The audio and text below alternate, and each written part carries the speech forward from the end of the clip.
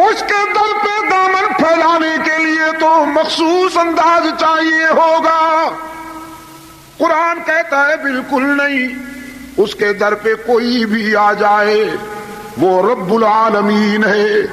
کوئی رب المسلمین تو نہیں ہے, صرف رب الاولیاء والمتقین تو نہیں ہے, صرف وہ رب العالمین ہے. خطا کاروں کو بھی پکارتا ہے کہ باز آ ہر آنچ ہستی باز آ, گر کافرو گبرو بت پرستی باز آ, ای درگہ ماں درگہ نومیدی نیست, صد بار اگر توبہ شکستی باز آ. او خطا کار, اگر 100 مرتبہ توبہ کر کے توڑ دی ہے, نبھا نہیں سکا تو مایوس ہونے کی کوئی بات نہیں. لا تقنطوا من رحمت اللہ, وہ بڑے وسیع ظرف والا ہے. تو اپنی خطاؤں کی طرف دیکھ کر مایوس نہ ہو, اس کی رحمت کی وسعت پہ نگاہ کر. 100 مرتبہ توبہ کر کے توڑ دی, نبھا نہیں سکا تو ایک بار پھر اس کے در پہ آ کے دیکھ, جبین نیاز جھکا کے دیکھ, طلب کا دامن پھیلا کے دیکھ, ندامت کے اشک بہا کے دیکھ, اس کے لطف و کرم کو آزما کے دیکھ. تیرے آنے میں دیر ہے, اس کے راضی ہونے میں دیر نہیں ہوگی. سرکار دو عالم صلی اللہ علیہ وسلم نے یہی پیغام دیا مکہ والوں کو. تم کہتے ہو گناہگاروں کی سنتا نہیں, اور میں یقین دلانے آیا ہوں کہ وہ اپنے بندوں کو مایوس کرتا نہیں. ہاں, ایک طبقہ ہے بد نصیب جس کے لیے اس نے واضح کر دیا کہ اسے معاف نہیں کروں گا. ایک طبقہ, اور وہ کون ہے؟ مشرک. گناہ معاف ہو جائیں گے, شرک معاف نہیں ہوگا, اس لیے کہ گناہ بھول ہے, گناہ بھول ہے, اور شرک غداری اور بغاوت ہے.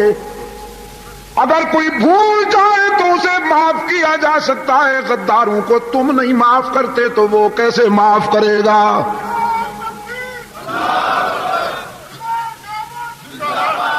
خاتون خانہ اگر سالن میں نمک زیادہ ڈال دے تو معاف ہو سکتا ہے کہ نہیں؟ تو بہت آہستہ آہستہ جواب دیا. توبہ. آپ کے بچوں کی خدمت کرتی ہے وہ بیچاری, سارا دن کچن میں رہتی ہے. آپ دوستوں کے ساتھ گپیں ہانکتے ہیں اور وہ بیچاری دھوئیں میں, آگ میں, کچن میں آپ کے گھر کی خدمت کرتی ہے. اگر نمک زیادہ پڑ گیا ہے تو معاف کرنے کو جی نہیں چاہتا. کتنا آہستہ جواب دیا. کر دیں گے, سوچیں گے. توبہ. اور راز کی بات کہہ دوں, کھانا پکانے کی ذمہ داری اس پر نہیں ہے. اسلام دین فطرت ہے, استحصال کی کوئی گنجائش نہیں.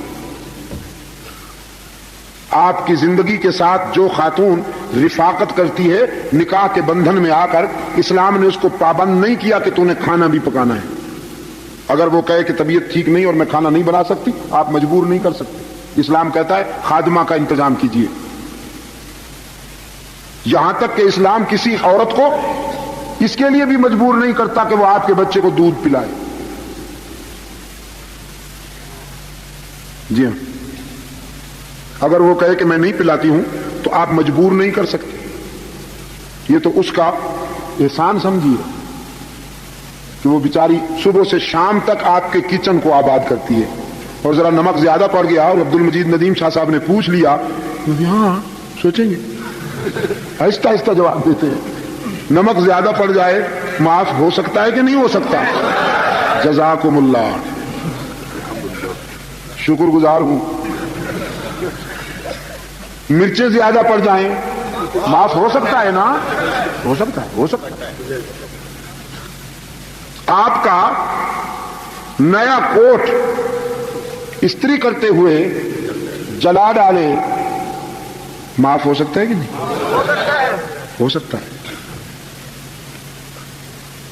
انسان جو ہوا غلطی ہو سکتی ہے نا؟ ہو سکتی ہے۔ انسان جو ہوا، اچھا کبھی کبھی غلطیوں کا بڑا عجیب نتیجہ نکلتا ہے۔ سلطان ابراہیم ابن ادہم بہت بڑا بادشاہ تھا،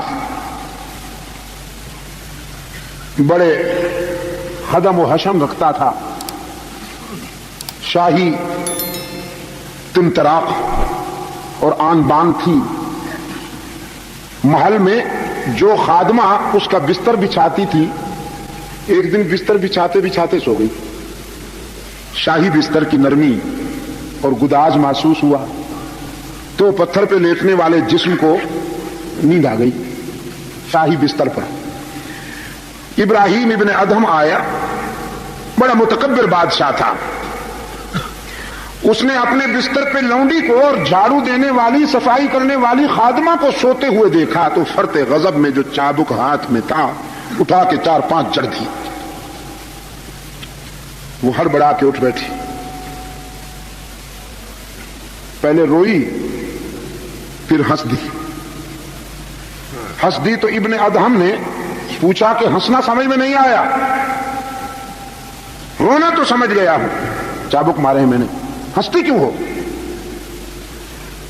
وہ کنیز کہنے لگی روئی تو اس لیے ہوں کہ تیرے چابک نے میری چمڑی ادھیڑ ڈالی ہے۔ بالکل ٹھیک ہے، اس نے رلایا ہے مجھے، لیکن ہنس اس لیے رہی ہوں کہ میں یہاں 4-5 لمحے بستر پہ سوئی ہوں، مجھے تو اس کی سزا نقد 4-5 چابک مل گئی ہے۔ جو ساری زندگی سو رہا ہے پتہ نہیں اس کو کتنی مار پڑے گی۔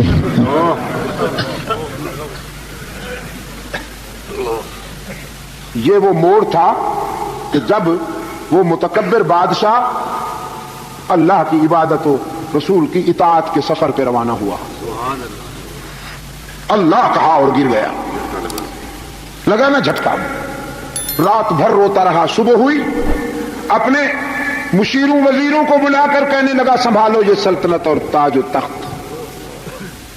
مجھے تو لونڈی کی بات سے زندگی کی حقیقت سمجھ میں آ گئی۔